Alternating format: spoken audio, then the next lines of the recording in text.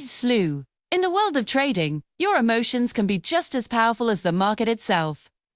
One of the most dangerous emotional traps is what we call revenge trading. So, what exactly is it? And how can you avoid falling into its trap? Let's break it down. Revenge trading happens when you react emotionally to a loss. Shit. Instead of sticking to your logical plan, you try to make back the lost money immediately, which often just leads to more losses. It feels like you're trying to get back at the market, but really, you're only making things worse for yourself.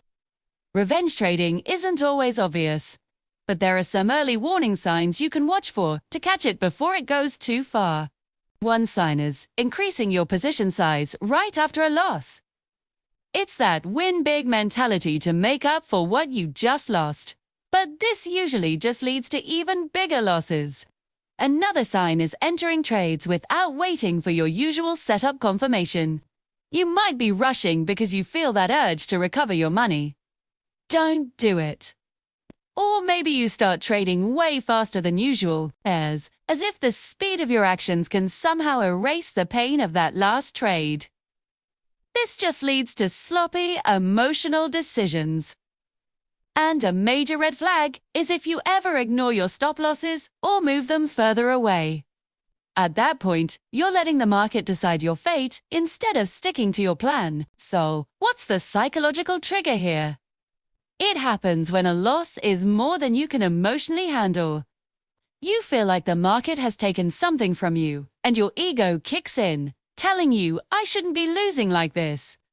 This desperate need for relief pushes you into trading impulsively, making decisions that are more about escaping that emotional pain than about making a smart trade.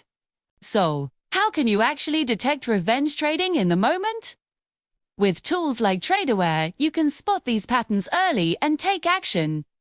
For example, if you're hitting multiple losses in a very short amount of time, that's a sign your emotions are probably running the show. You should also watch for rule violations right after a loss, like breaking your trade plan to jump back into the market. And if your stress levels are shooting up while your discipline score drops, that's a strong signal that your mindset is getting off track. When you detect revenge trading, it's time for an immediate reset. Here's a protocol you can follow to get back in control. First, take a mandatory 15-minute break. No new trades. Just give your brain a chance to reset and calm down. Second, breathe. Slow down with 5 deep breaths. A good rhythm is 4 seconds in, 6 seconds out.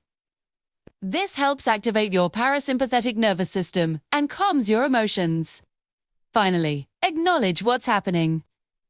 Just remind yourself, this urge to trade is emotional, not strategic. This simple acknowledgement can be enough to break the cycle. So what happens when you're ready to get back into the market? You need some re-entry rules. First, you absolutely must reduce your position size by 50%. This keeps the risk manageable while you rebuild your focus. Second, only re-enter when the next trade fully meets your checklist. No more trading on impulse. And finally, make sure your emotional score has returned to its baseline.